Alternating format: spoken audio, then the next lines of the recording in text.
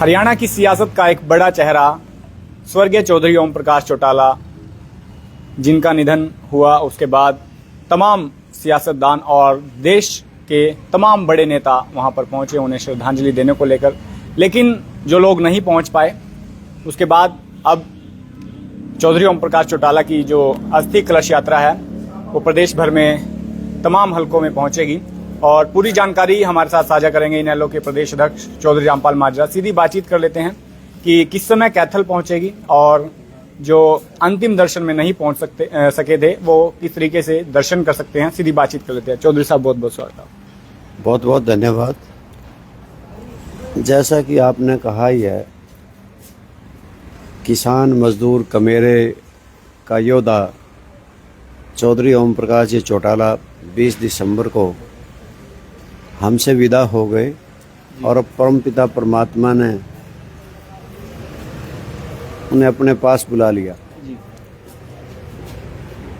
जी। उनके संस्कार में हजारों की तादाद में हरियाणा भर के, पंजाब के, राजस्थान के बड़े बड़े नेता, समाज सेवी पहुँचे और बहुत से उनके अनुयायी, बहुत से उनके प्रशंसक और उनको चाहने वाले अकस्मात निधन की वजह से जा नहीं सके। इसलिए हमने ये फैसला लिया, रीति रिवाज के मुताबिक उनकी अस्थियां पहले गंगा में अर्जुन चौटाला और करण चौटाला विसर्जित करके आए और अब 27 तारीख को यानी 27 दिसंबर से लेकर 29 दिसंबर तक पूरे प्रदेश में अस्थि कलश यात्रा चौधरी ओम प्रकाश चौटाला के प्रशंसकों को और शुभचिंतकों को एक अवसर देने के लिए कि वो भी अपनी श्रद्धा सुमन उन पे अर्पित कर सकें। इसलिए हमने निर्णय लिया कि प्रदेश भर में 27 तारीख को फतेहाबाद से शुरू करके फतेहाबाद, हिसार, भिवानी, दादरी, नारनौल, महेंद्रगढ़, रेवाड़ी 27 तारीख को फिर गुड़गांव जाके ठहराव करेगी और गुड़गांव से फिर चल करके फरीदाबाद, पलवल, फिर मेवात से होती हुए झज्जर, रोहतक और सोनीपत होके रात्रि ठहराव 28 तारीख को पानीपत में होगा। 29 तारीख को पानीपत से चल के जींद में कैथल 11 बजे और इस प्रकार से करनाल, जमुनानगर और फिर पंचकूला, अम्बाड़ा और कुरुक्षेत्र में समापन होगा। ये हमने अस्थि कलश निकालने का फैसला इसलिए किया है कि हजारों हरियाणा प्रदेशवासी उनके अंतिम दर्शन नहीं कर सके, उन्हें श्रद्धांजलि भी नहीं दे पाए, सब नहीं पहुंच पाए थे। इसलिए वो अपने अपने ज़िला में उनके श्रद्धा के मुताबिक अपने फूल अर्पित कर सकें और किसी भी पवित्र जगह पे उनकी अस्थियों का विसर्जन कर सकें। इसलिए हमने ये अस्थि कलश यात्रा निकालने का निर्णय लिया है। जो लोग दर्शन करना चाहते हैं, जो अस्थि कलश यात्रा में शामिल होना चाहते हैं, कैथल में कितने समय का जो ठहराव रहने वाला है सर? समय ज़्यादा नहीं होगा, चलते चलते कैथल में ठीक 11 बजे पहुंच जाएंगे और हमारे साथी आज फैसला ले लेंगे कि अस्थियां यहाँ की कैथल ज़िले की कहाँ पे विसर्जित की जाएंगी। जी, हमने इसीलिए आज की ये मीटिंग कार्यकर्ताओं की बुलाई। सर, आप भी पहुँचे थे और कहा जाता है कि देवीलाल परिवार के साथ आपकी सियासत जुड़ी है और आपके मार्गदर्शक ओपी चौटाला साहब रहे हैं। उस समय पहुँचे तो कोई ऐसा पल रहा हो जिसके कारण, ऐसा जो अनुभव आपका रहा हो जिसके कारण पूरी आपकी सियासत में अहम भूमिका वो मानते हैं आप आपके करियर को लेकर? चौधरी ओम प्रकाश जी चौटाला ये मेरे सियासत में गुरु थे। मैंने उनको अपने जवानी के दिनों में ही अपना नेता मान लिया था और उनकी जो ओजस्वी वक्ता थे, उनकी भाषण कला थी, पूरे हरियाणा में कोई उनका सानी नहीं।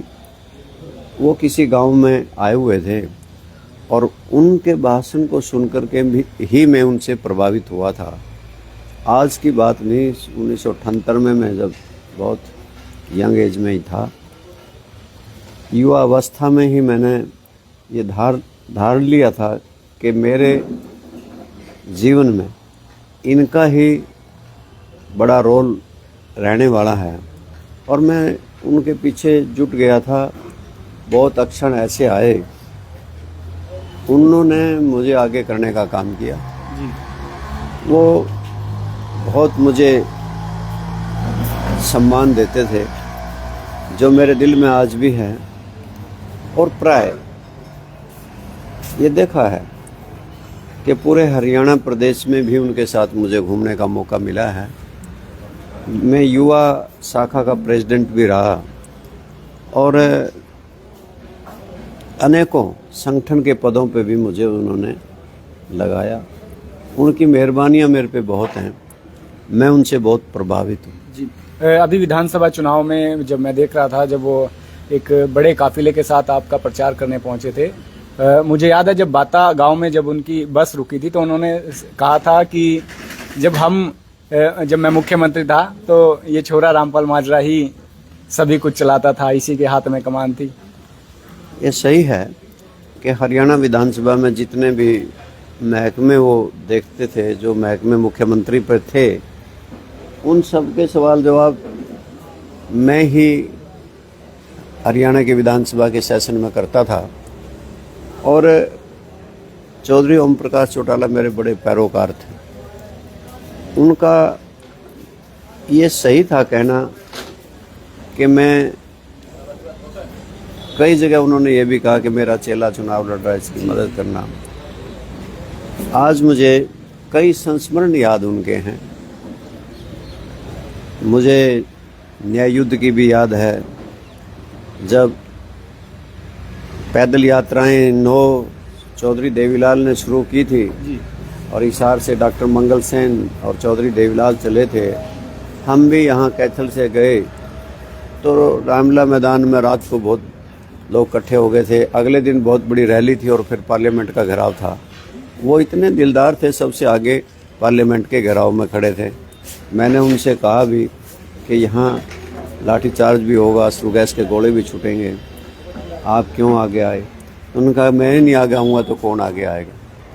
एक बार का मौका था, यहाँ एक कांड हुआ था पुंडरी में जी।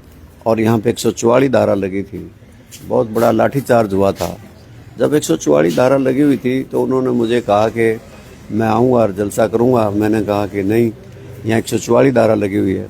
तो उन्होंने कहा कि नहीं, 144 धारा लगे ना लगे, मैं 144 धारा को भी तोड़ दूंगा। ये कोई बात 1992 की है, मुझे याद आ रहा है। और उन्होंने हमें कहा कि आप बुनियादी करो। केवल मैं ही बचा था, बुनियादी करता रहा। बाकी तो उस वक्त में मक्खन सिंह कौल, श्याम सिंह राणा आदि को तो पहले ही थाने में गिरफ्तार कर लिया था।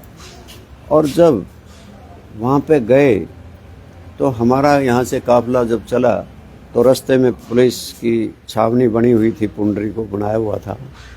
रास्ते में रोका भी, परंतु चौधरी साहब नहीं रुके। और जब वहाँ पे पहुँचे तो कोई स्टेज स्टाज नहीं लगने दी थी पुलिस ने।